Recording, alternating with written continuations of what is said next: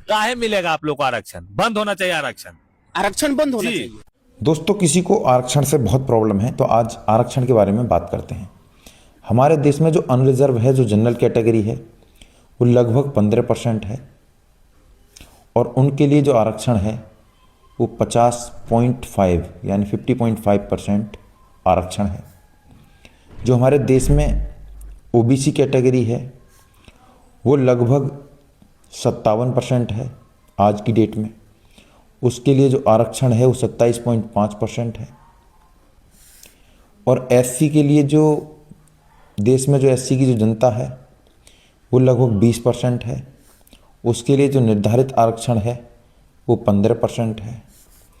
और एसटी जो देश में लगभग 8% है, उसके लिए आरक्षण 7% है। अब हम इन सबको मिला लेते हैं। यहाँ पर ओबीसी, एससी और एसटी, इन तीनों को मिलाकर एससी, एसटी प्लस ओबीसी, इसकी जो पब्लिक है वो लगभग 85% है।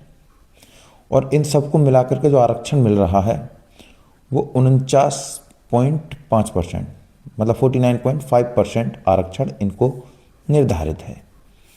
यहाँ अनरिजर्व कैटेगरी है जिसमें ब्राह्मण, राजपूत, ठाकुर, बनिए जो भी आते हैं वो 15% है लगभग देश में। और इनके लिए बचा कुचा जो आरक्षण है वो लगभग 50.5% है। अब हम इसको जातिगत आधार पर देने की बात करें तो अनरिजर्व जो जनरल कैटेगरी है वो 15% है, तो इनको 15% आरक्षण दे दीजिए। ओबीसी समाज देश में लगभग 57% है, इसको 57% आरक्षण दे दीजिए। एससी लगभग देश में 20% है, तो इसको 20% आरक्षण दे दीजिए। एसटी लगभग देश में 8% है, जिसको 7% आरक्षण दे रखा है, इसको लगभग 8% आरक्षण दे दीजिए।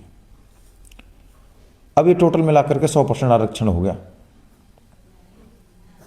सबसे ज़्यादा फायदा उठाने वाला अगर कोई है तो वो अनरिजर्व कैटेगरी है, जो देश में 15% होने के बावजूद 50.5% आरक्षण पर निवास करती है। और लोग कहते हैं कि आरक्षण एससी, एसटी और ओबीसी को मिला हुआ है। अगर सबसे ज़्यादा घाटे में अगर कोई है तो वो सिर्फ ओबीसी है, जिसको 50% देश में होने के बाद 27.5% आरक्षण मिला हुआ है। इसकी बात कोई इसलिए नहीं करता ओबीसी की, क्योंकि ओबीसी का वोट बैंक बहुत बड़ा है। ओबीसी को ना कहकर लोग डायरेक्ट एससी, एसटी को बोल देते हैं कि आरक्षण इनको मिला हुआ है। आरक्षण ओबीसी को भी मिला हुआ है 27.5%, लेकिन ओबीसी का आरक्षण कम है। ये जनरल कैटेगरी वाले जो देश में 15% हैं, इनको 50.5% आरक्षण है। तो इस हिसाब से ओबीसी को 57% है, तो इनको 27.5% क्यों? जो लोग आरक्षण पर सवाल उठाते हैं, इस बात को ज़रा ध्यान रखें और आगे से सोच समझ कर बात करें। और रही बात अब कि रिजर्वेशन क्यों है, तो फिर मंदिर का पुजारी 100%, ब्राह्मण ही क्यों?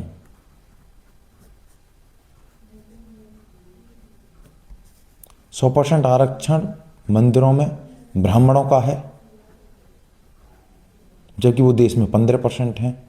अगर ब्राह्मण को देखें खाली तो वो देश में लगभग 5% हैं, और जबकि 100% आरक्षण उन्होंने मंदिरों में ले रखा है, पुजारी बने बैठे।